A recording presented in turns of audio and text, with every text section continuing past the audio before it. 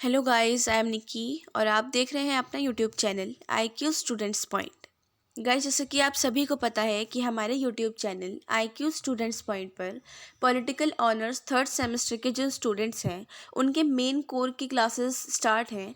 और अभी बीच में हेल्थ इश्यूज़ की वजह से आपकी क्लासेस रोक दी गई थी, लेकिन हमने अब दोबारा इसको कंटिन्यू कर दिया है। तो हम जो अभी सब्जेक्ट पढ़ रहे हैं वो है introduction to comparative government and politics. इसकी हमने 2 यूनिट कंप्लीट कर ली है। अभी हमारी तीसरी यूनिट चल रही है। तीसरी यूनिट है हमारी आधुनिक सरकार का ऐतिहासिक परिप्रेक्ष्य, जिसमें से हम पूंजीवाद कैपिटलिज्म पढ़ चुके हैं। तो आज की क्लास में हम समाजवाद सोशलिज्म पढ़ेंगे। और पूंजीवाद का अगर आपने क्लास अटेंड नहीं करी है तो उसका लिंक डिस्क्रिप्शन में आपको प्रोवाइडेड है। आप वहाँ से जाके पूंजीवाद की क्लास अटेंड कर लीजिए और अपने नोट्स कंप्लीट कर लिए, ठीक है। क्योंकि मार्च में आप लोगों के पेपर होने हैं। ऑफलाइन होंगे या ऑनलाइन ये कंफर्म अभी नहीं हुआ है, लेकिन मार्च में ही होंगे, ये कंफर्म है। सो आज की क्लास है हमारी समाजवाद पे। हम इस थर्ड यूनिट का जो समाजवाद है इसके बारे में पढ़ेंगे। और आपके इस सब्जेक्ट में 4 यूनिट हैं, उसके बाद हम इसकी आगे की यूनिट कंटिन्यू करेंगे, ठीक है। So let's start. इंट्रोडक्शन। देखिए, एक सब्जेक्ट का इंट्रोडक्शन देना, उसका अर्थ देना, परिभाषा देना वो ज़रूरी होता है, ठीक है। तो देखो, इंट्रोडक्शन के तौर पे समाजवाद सोशलिज्म का मतलब ही समझ में आ रहा है कि यहाँ पर पूरे समाज की बात हो रही है। तो समाजवाद जो है वो एक तरीके से मतलब आपस में बहुत सी बातों पर सहमति उसमें होती भी है, नहीं भी होती है। जब समाज की बात आ रही है तो जाहिर है सबका ही उनका पर्सपेक्टिव लिया जाएगा हर चीज़ में।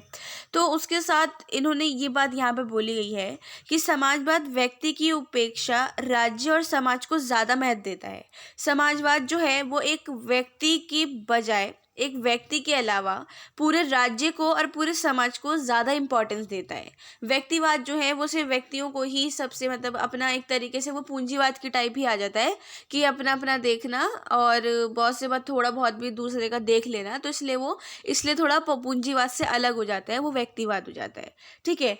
तो इसमें मतलब एक तरीके से इसके परिचय में, इसके इंट्रोडक्शन में यही बात बहुत अच्छे से समझाई गई है, बताई गई है कि समाजवाद को बहुत सारे अलग अलग तरीकों से जोड़ा गया है, बताया गया है। और उसमें ये बताया गया है कि समाजवाद एक ऐसी टोपी बन गई है जिसे हर कोई पहन लेता है, क्योंकि इसकी जो आकृति है वो बिगड़ चुकी है। उसके कोई मतलब एक तरीके से शेप नहीं रही है, उसकी कोई आकृति नहीं रही है। एक ऐसी टोपी बन चुकी है जिसे कोई भी पहन लेता है। इसी तरीके से समाजवाद पर मतलब वो करते हुए, नज़र रखते हुए, टेमजे मेयोर नाम के एक फिलोसोफर थे। उन्होंने बोला कि समाजवाद एक ऐसी गिरगिट की तरह बन चुका है जो अपने रंग परिस्थितियों के अनुसार बदलता है, सिचुएशंस के अनुसार, सिचुएशन के हिसाब से बदलता रहता है और गली के कोने कोने तक अपने ऊपर वर्ग संघर्ष का तेज लाल रंग ओढ़े रहता है। मतलब एक तरीके से उन्होंने ये वाली बात इसमें बोली है कि उसका क्यों जो असली रूप है वो नहीं पता लग रहा है। कोई कुछ बोलता है, कोई कुछ बोलता है। और समाजवाद में लिटरली स्टूडेंट्स यही देखा गया है कि इतने सारे फिलोसफर्स ने इसके बारे में बता रखा है, अपनी अपनी राय दे रखी है, डेफिनेशंस लिख रखी है कि आप लोग एक पूरी बुक बना सकते हो सिर्फ उनकी डेफिनेशंस पर। अब खुद हिसाब लगाओ आप लोग की ऐसी कितनी डेफिनेशंस होंगी जो एक पूरी बुक बन सकती है। इतनी सारी समाजवाद के बारे में बताया गया है, बोला गया है। तो उसके साथ साथ अब हम इसकी परिभाषा देखते हैं। देखिए, मैंने आप लोगों के लिए 2 परिभाषा यहाँ पर लिखी है। मैंने आप लोगों को राइटर्स बता रखे हैं। आप जिस भी राइटर से अपने नोट्स कंप्लीट करने बैठोगे तो उसमें आपको आपके सारे फिलोसफर्स की परिभाषाएं जो है, डेफिनेशन जो है वो बिल्कुल मिलेंगी, ठीक है। तो हम यहाँ देखते हैं एलेक्जेंडर ग्रे के अनुसार। एलेक्जेंडर ग्रे जो है वो क्या बोलते हैं कि समाजवाद धन के स्वामित्व के अंत की मांग करता है और ये चाहता है कि इस प्रकार की हस्तांतरित संपत्ति समाज को मिले और समाज उसका संचालन करे। समाजवाद जो है, सोशलिज्म जो है, वो धन का जो स्वामित्व है उसके बिल्कुल एंडिंग की मांग करता है। और वो ये चाहते हैं कि इस प्रकार इसमें इंटरफेयर, एक तरीके से प्रॉपर्टी इनको मिल सके, जो समाज उसको मतलब समाज ही चलाए। जैसे पूंजीवाद में आपने देखा था कि धन का स्वामित्व एक ही होता है और पूंजीवाद में उसे वो अपना प्रॉफिट वगैरह देखते हैं। तो इसमें समाजवाद जो है वो धन के स्वामित्व का अंत करना चाहते हैं और एक तरीके से समाज को हर चीज़ देना चाहते हैं कि वो अपने तरीके से उस चीज़ को चला सकें। इसके साथ प्रोफेसर सेलर्स जो है उन्होंने ये बोला है कि ये एक लोकतांत्रिक आंदोलन है जिसका उद्देश्य जो है, पर्पस जो है, वो समाज में एक ऐसा आर्थिक संगठन की स्थापना करना है जो कि एक समय पर ज़्यादा से ज़्यादा न्याय स्वतंत्रता प्रदान कर सके। उन्होंने साफ साफ अल्फाजों में यहाँ पर बोला है। ये स्टूडेंट्स, मैंने आपको ये दोनों परिभाषा सबसे मतलब इम्पॉर्टेंट, एक तरीके से इम्पॉर्टेंट क्या आपको याद हो जाएंगी, एक इस वे में मैंने आपको ये लिख के दी है। अलग अलग राइटर्स की बुक्स से बहुत अच्छे से खोजने के बाद कि कौन सी थोड़ी इजी लैंग्वेज में स्टूडेंट्स को पता लग सकती है, तो ये वो परिभाषाएं हैं। तो प्रोफेसर सेलरस ये बोलते हैं कि एक लोकतांत्रिक आंदोलन बन गया है ये, और जिसका पर्पस जो है वो समाज में एक ऐसे आर्थिक संगठन की स्थापना करना है जो कि एक टाइम पर ज़्यादा से ज़्यादा न्याय प्रदान कर सके। ठीक है, परिभाषा और भी बहुत सारों की है, बहुत सारे हैं। जैसे प्रोफेसर एलाई है, वो ये बोलते हैं कि समाजवाद जो है वो एक व्यक्ति है, और समाजवादी व्यक्ति मतलब वो कहलाता है जो राज्य के अंदर पूरा संगठित समाज को इस नज़रिए से देखता है जो बहुत आर्थिक वस्तुओं का न्याय संगत वितरण कर सके। मतलब उसको एक जो आर्थिक वस्तुएं हैं इस्तेमाल के तौर पे देखी जाए, सब चीज़ें, बहुत सारी चीज़ें ऐसी होती हैं, तो उनको न्यायपूर्ण बांट सके, न्याय करके उनको एक तरीके से इक्वालिटी ला सके। समाजवाद का मेन पर्पस इक्वालिटी होता है, और पूंजीवाद में इक्वालिटी नहीं देखी है आप लोगों को मैंने बहुत अच्छे से समझाया है। अगर इक्वालिटी होती तो पूंजीवाद शब्द आता ही नहीं। पूंजीवाद में कहीं भी इक्वालिटी नहीं दिखाई गई है, ना वो लोग इस चीज़ को मानते हैं। तो इसके साथ साथ उन्होंने ये बोला कि जो मानवता को ऊंचा उठाने में ये चीज़ बहुत ज़्यादा सहायक होती है, और व्यक्तिवादी ये चाहता है कि हर एक व्यक्ति अपने भौतिक उद्धार खुद कर सके। ठीक है, समाजवाद का मेन बात यही बताई गई है इस पूरे उसमें। समाजवाद की बहुत सारी परिभाषाएं, जैसे मैंने आपको अभी बताया है परिभाषा स्टार्ट करने से पहले, तो लेकिन इसमें अलग अलग परिभाषा जो है उनको एनालाइज करके अगर देखा जाए तो उसमें इतने सारे मीनिंग निकल रहे हैं समाजवाद के। कोई कुछ बोल रहा है, कोई कुछ बोल रहा है, कोई उसको लोकतांत्रिक जो है पूरा आंदोलन कह रहा है, कोई कुछ कह रहा है, समाजवाद को एक तरीके से परिभाषा के तौर पे मानता है। बहुत सारे लोगों की अलग अलग राय है। तो कोई इसे सिर्फ आर्थिक प्रणाली मानता है, सबकी अपनी अपनी राय होती है। आप लोग भी कुछ मानते हैं, मैं भी कुछ मानती हूँ, समाजवाद सब अलग अलग मानते हैं। तभी यहाँ पर ये बात मैंने आपको बताई है कि समाजवाद की सिर्फ परिभाषा लिखने में ही एक पूरी बुक बन सकती है। तो उसके साथ साथ ये जो है पूंजीवाद को, इसको नष्ट करना, पूंजीवाद का नष्ट करना भी, पूंजीवाद को ख़त्म करना भी समाजवाद का एक पर्पस है, और इससे समाज में आर्थिक असमानता उत्पन्न होती है पूंजीवाद से। ठीक है ना, मैंने आपको पूंजीवाद में जब पढ़ाया है तो उससे साफ साफ जाहिर हो रहा है इन मतलब इक्वालिटी हो ही नहीं रही है वहाँ पे। वो सिर्फ अपना अपना देख रहे हैं, और गवर्नमेंट का भी उसमें इतना हस्तक्षेप नहीं होता है कि वो लोग उनको रोक सके। ठीक है, उसके बाद बात आती है समाजवाद का विकास हुआ कैसे। देखो, समाजवाद हो आपका पब्लिक एडमिनिस्ट्रेशन मैंने आपको पढ़ाया है, और इंटरनेशनल रिलेशंस है, सब में प्लेटो का, अरस्तु का, इनका नाम सबसे पहले आता है, क्योंकि इन सब चीज़ों की खोज इन्होंने ही करी है। ठीक है, इनसे ही शुरुआत हुई है इन सब चीज़ों की। तो एक तरीके से समाजवाद जो है वो एक आधुनिक विचारधारा के रूप में भी देखी जाती है। अब चलते जो लोगों ने एक्सेप्ट किया है समाजवाद को, वो तो अभी तक मानते हैं, और अभी भी बहुत सारे लोग ऐसे हैं जो समाजवादी विचारधारा मानते हैं। तो उनका उदय जो है पूंजीवाद के विरुद्ध एक प्रतिक्रिया के रूप में हुआ था। और एक फ्रेडरिक नाम के वो थे लेखक, उनकी पुस्तक थी द एज ऑफ आइडियोलॉजी। उसमें उन्होंने लिखा था कि समाज का उदय उदारवादी असफलताओं में हुआ है, और उदारवाद ने आर्थिक कल्याण जो आशावादी वचन दिए थे वो पूरे नहीं कर पाए, और इस निराश के प्रति उत्तर में समाजवाद का जन्म हो गया था। ठीक है, उसके बाद प्लेटो ने अपनी एक बुक लिखी थी रिपब्लिक के नाम से। उसमें उन्होंने समाजवाद के बारे में बताया था, समाजवाद के विचार अपने रखे थे। मैंने यहाँ पर लिखा है प्राचीन समाजवादी विचार, जो सबसे पुराने विचारधारा रखते थे समाजवाद को लेकर, वो प्लेटो थे। अरस्तु इनके बात के मतलब सोचा उन्होंने ऐसी चीज़ें करने का, लेकिन उनका नाम इतना नहीं आता है समाजवाद में जितना प्राचीन काल में प्लेटो का नाम सबसे ऊपर गिना जाता है। ठीक है, तो प्लेटो के बाद मध्य युग में बहुत सारे विचारक आए थे जिन्होंने मनुष्यों को इक्वालिटी के बल पर देखा था कि हाँ, हम औरत और एक आदमी में इक्वालिटी कर सकते हैं। वो जबकि मतलब ये रहता था पहले कि जैसे कि दास प्रथा थी, उससे पहले तानाशाह था भी तो दास प्रथा हुई थी, तो नौकरी करवाते थे, वो सब करवाते थे। लेकिन इनके टाइम तक मध्य युग जब आ गया तो इन्होंने इक्वालिटी देखी कि हाँ जी, इक्वालिटी करी जा सकती है और करनी चाहिए। इंसान का राइट है वो कि हाँ, उसको एक इक्वल बेस पर दुनिया में रहने का अधिकार पूरा पूरा है। तो उन्होंने स्पष्ट रूप से समाजवाद का प्रतिपादन नहीं किया था, फिर भी उनके विचारों में समाजवाद की विचारधारा दिखती थी। किनके विचारों में? प्लेटो की बात हो रही है यहाँ पे स्टूडेंट्स। प्लेटो के टाइम के बाद और प्लेटो के टाइम से जो ये चीज़ चलती हुई आ रही थी, मध्य युग कालीन के जो सारे फिलोसफर्स थे और प्लेटो, इनसे पहले के जो प्लेटो थे वो, इन सब ने एक तरीके से इक्वालिटी की बात करी थी। तब इन्होंने धीरे धीरे इस चीज़ को अपनी सोच में शामिल रखा, लेकिन धीरे धीरे बढ़ाया। ठीक है, उसके बाद बात आती है, सबसे पहला 16वीं शताब्दी की जो विचारधारा थी सर टॉमस मूर की थी। उनकी एक पुस्तक थी यूटोपिया। ये उस टाइम बहुत चली थी बुक, मतलब ये इतनी पॉपुलर हुई थी, जिसमें प्लेटो के रिपब्लिक और आधुनिक संस्करण, एक तरीके से इसको कहा जा सकता है कि जो प्लेटो ने रिपब्लिक बुक लिखी थी, ये उसका आधुनिक संस्करण था।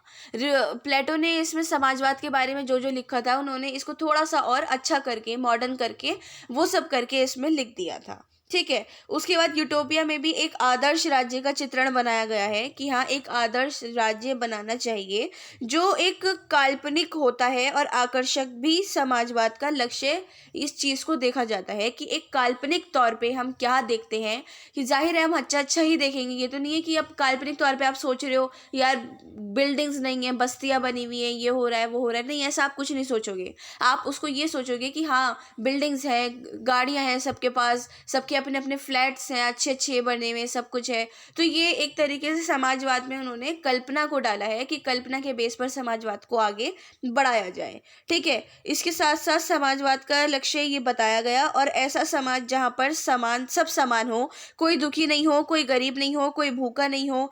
जैसे मैंने आपको अभी बता दिया कि आप कल्पना करोगे तो अच्छा अच्छा ही सोचोगे, ये नहीं सोचोगे कि हम बस्ती बना लें, वहाँ पर कोयला जला जला के हम खाना बनाएंगे, ये करेंगे, नहीं। आप बल्कि और टेक्नोलॉजीज उसमें ऐड करोगे कि ऐसी बिल्डिंग होंगी, लाइट्स उसमें ऑटोमेटिकली ऐसी होंगी, और लिफ्ट होगी, ये होगा वो होगा, बहुत सारी चीज़ें सोचोगे।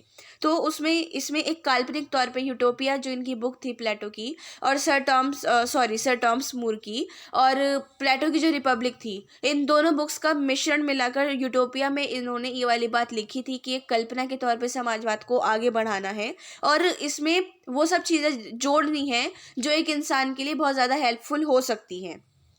उसके साथ साथ मूर की यूटोपिया 100 वर्ष के बाद एक फ्रांसीसी बेकन नाम के थे फिलोसफर, उनकी थी न्यू अटलांटिक नाम से बुक आई थी। वो भी सेम इसी बेस पर थी। पहले प्लेटो की रिपब्लिक चली थी, फिर उसके बाद आया यूटोपिया, आया इनका मूर सर का, और फिर उसके बाद जब ये फ्रांसीसी ये आ गए थे बेकन, तो इनकी थी न्यू अटलांटिक के नाम से बुक। उनका भी सेम यही रहा था कि कल्पना के तौर पे हमें, हाँ जी ठीक है, बिल्डिंग्स बनाएंगे, समाजवाद का उदय होगा, सब इक्वालिटी होगी, औरत मर्द सब एक जैसे होंगे, बच्चों को इक्वालिटी होगी, गरीब अमीर नहीं होगा, कोई दुखी नहीं होगा, ये सब चीज़ें इस चीज़ में रखी गई। जबकि पूंजीवाद में ये सारी चीज़ें नहीं देखी जाती थी। उसके बाद दूसरे वर्ग में समाजवादों ने कल्पना को बहुत ज़्यादा साकार रूप दिया था, और इसमें दो जो फिलोसफर थे, रॉबर्ट ओवन और सेंट साइमन, इनकी 2 बुक्स आई थी। इसमें इन्होंने कल्पना को आगे बढ़ाया था, कल्पना को हकीकत करने की कोशिश की थी, जिसमें थोड़ा बहुत सुधार आ गया था। जैसे यहाँ पे लिखा है, कल्पना को साकार रूप दिया था। रॉबर्ट ओवन की बुक थी a new view of society. इसमें इन्होंने इतना कुछ लिखा था इसके बारे में कि एक नए नज़रिए से सोसाइटी को देखो, समाज को देखो, और उसमें बहुत सारी चीज़ों का उदय करा उन्होंने। उसके साथ सेंट साइमन की जो थी श्रमिकों की दशा में सुधार, कि श्रमिकों की दशा में सुधार करना सबसे ज़्यादा ज़रूरी था उनको। जैसे कि मैंने आपको पब्लिक एडमिनिस्ट्रेशन में पढ़ाया है, फेयोल ने भी लिखा है हर्बर्ट साइमन है, उन्होंने भी अपनी बुक में उसमें सब में हर जगह अपनी थ्योरी में लिखा है कि श्रमिकों के साथ अच्छा व्यवहार नहीं होता था। तो सेंट साइमन नाम के फिलोसफर थे, उन्होंने श्रमिकों की दशा में, उस टाइम की बात है ये, श्रमिकों की दशा में सुधार लाने के लिए एक बुक ही बनाई थी पूरी, जिसका नाम ही ये था। ठीक है, श्रमिकों की दशा में सुधार। आप अगर आप लोगों के पास टाइम हो तो आप ये बुक्स एक बार पढ़ना, देखना, इसमें बहुत अच्छी अच्छी बातें, एक तरीके से वो कल्पना उस टाइम में उन्होंने ये कल्पना लिखी है जो आज की टेक्नोलॉजीज अब बन चुकी हैं। बिल्डिंग्स हैं, बिल्डिंग्स में लिफ्ट्स होती हैं, कार हैं, सबकी अपनी अपनी, अगर कार नहीं है तो स्कूटीज हैं, सब कुछ है, बहुत सारी चीज़ें हैं जो उस टाइम में ये जो फिलोसफर थे ये सब सोच चुके थे, और अब जाकर ये चीज़ें साकार हुई है। लेकिन उस टाइम भी टेक्नोलॉजी नहीं थी, लेकिन बहुत सारी चीज़ें ऐसी थी जो इन्होंने कल्पना रखी थी प्लेटो के टाइम से, प्लेटो के बाद सर टॉमस मूर ने रखी, फिर इन्होंने रखी, तो उसको ये एक तरीके से साकार कर सके। ठीक है, उसके बाद बात आती है समाजवाद के सिद्धांत, थ्योरी ऑफ सोशलिज्म। देखो, सिद्धांतों की बात आती है तो यहाँ पर एक तरीके से इसको तत्व भी बोला जा सकता है कि इसके तत्व क्या हैं। आप समाजवाद के तत्व भी लिख सकते हो इसको। ठीक है, सबसे पहला है व्यक्तिवाद के दोषों को दूर करना, व्यक्तिवाद के दोषों को, to remove the defects of personality. समाजवाद जो है वो व्यक्तिवाद का विरोध करता है। क्यों करता है? क्योंकि व्यक्तिवाद में एक तरीके से पूंजीवाद का मिश्रण मिल जाता है। व्यक्तिवाद में अपना अपना वो देखते हैं, समाज को भी देखते हैं, ऐसा नहीं है कि पूंजीवाद की तरह बिल्कुल ही सेल्फिश हो गए कि नहीं सिर्फ अपना ही देखना है, लेकिन वो समाज के तौर पे नहीं होता, वो एक व्यक्ति हो गया, अलग हो गई वो चीज़। तो इसलिए इसमें सिद्धांतों में एक पहला पॉइंट ये रखा गया है कि व्यक्तिवाद के दोषों को दूर करना इसकी थ्योरी में सबसे ज़्यादा इंपॉर्टेंट गिना गया है। सेकेंड है निजी संपत्ति का अंत, end of personal property. Personal property का एंड किया गया। यहाँ पर बात हो रही है निजी संपत्ति से, आप सीधा समझ जाओ पूंजीवाद की, पूंजीवाद का समापन कर दिया गया। समाजवाद वैसे ही इसके विरोधी थे कि पूंजीवाद तो होना ही नहीं चाहिए। ठीक है, निजी संपत्ति का अंत हो गया। उसके बाद थर्ड है न्याय पर आधारित, डिपेंड ऑन जस्टिस, की मतलब जस्टिस दिया गया, समानता दी गई, इक्वालिटी दी गई, गरीब को गरीब नहीं समझा गया, अमीर को गरीब के इक्वल लाया गया कि अगर तुम अमीर भी हो तो तुम गरीब को ऐसे मत दिखाओ कि हाँ तुम अमीर हो, क्योंकि पूंजीवाद के टाइम पे अमीर अमीर होता गया था, गरीब गरीब होता गया था, तो सब सिचुएशन को संभालने में थोड़ा टाइम लग गया था इसलिए, और उस टाइम समझने वाले थोड़े बहुत लोग भी थे, तो उन्होंने गरीबी अमीरी को थोड़ा सा हैंडल में रखा। ठीक है, फोर्थ है समानता की स्थापना, एस्टेब्लिशमेंट ऑफ इक्वालिटी। समानता की स्थापना हुई, इक्वालिटी बहुत आगे बढ़ गई, सबको इक्वल देखा जाने लगा। जो अब जैसे कि बताया गया प्लेटो के बाद जो सर टॉमस की बुक थी यूटोपिया, उसमें उन्होंने ये लिखा था कि कोई दुखी ना रहे, सब इक्वल रहें, कोई गरीब ना रहे, कोई भूखा ना रहे। तो समानता की जब स्थापना उस टाइम करी गई थी तो बहुत सारे लोग खुश थे, गरीबी होने के बावजूद भी खुश थे, क्योंकि उनको इक्वालिटी दिखती थी, उनको दिल उनका नहीं दुखता था कि कोई जा रहा है कार में, कुछ हो रहा है तो वो चिढ़े कुछ करे। वो लोग थोड़ा सा आपस में एक तरीके से बहुत अच्छी सी बॉन्डिंग बना कर रखने लगे थे कि हाँ जी अगर ये गरीब है तो कोई इशू नहीं है, हाँ ये अमीर हो जाएगा, अमीर नहीं तो नॉर्मल तो इसकी सिचुएशन आ ही जाएगी। उसके बाद फिफ्थ पॉइंट है लोकतंत्र का समर्थक सिद्धांत। सीधा सीधा यहाँ पर डेमोक्रेसी की बात हो रही है। डेमोक्रेसी के समर्थक थे ये लोग, इन्होंने बोला था डेमोक्रेसी आनी बहुत ज़्यादा ज़रूरी है। अब जब यहाँ पर समानता की बात हो रही है तो डेमोक्रेसी आएगी ही आएगी, साफ साफ बात है यहाँ पर। ठीक है, तो इसके बाद अब बात आती है निष्कर्ष की। देखिए एक चीज़ मैंने आपको बहुत सारी वीडियो में, इनफैक्ट हर वीडियो में जिसमें जिस चीज़ का निष्कर्ष निकलता है उसमें बताया है कि ये चीज़ ख़त्म हुई है तो इसका निष्कर्ष निकलेगा ही निकलेगा। तो कंक्लूजन में इसका ये निकला कि देखो अगर एक चीज़ ख़त्म हुई है तो उससे चिढ़ने वाले भी होंगे, उसका साथ देने वाले भी होंगे। तो समाजवाद में प्लेटो वगैरह ने जो स्टार्टिंग से चीज़ें रखी हैं उसके लिए आलोचकों ने बोला कि ये प्लेटो ने अच्छा नहीं करा, ये सोच उनकी अच्छी नहीं थी बिल्कुल भी, और ऐसे तो ये गरीब जो है वो ज़्यादा अपने को अच्छा समझने लगे, ये है वो है। आलोचकों के अपने पास से बहुत सारे उनके सवाल जवाब खुद ही इकट्ठे हो रहे थे। लेकिन दूसरी तरफ समाजवाद को बहुत अच्छा देखा गया, समाजवाद से इक्वालिटी भी बढ़ पाई, और आगे आज़ादी जब मिल गई थी, ये तो 16-17 सेंचुरी की बात हो रही है, आज़ादी तो 19th सेंचुरी में मिली है। तो जब ये आज़ादी मिल गई थी तो उसमें भी समानता की बात लिखी गई थी, लेकिन आप यहाँ ये देखिए कि प्लेटो के टाइम से 15, 13, 12 सेंचुरी से समानता की बात इन्होंने रखी थी। तो ये कितने समझदार थे, इन्होंने हर एक चीज़ को रखा, समानता को रखा, डेमोक्रेसी के बारे में बोला और व्यक्तिवाद को ख़त्म करने के लिए बोला, पूंजीवाद को अच्छा नहीं माना।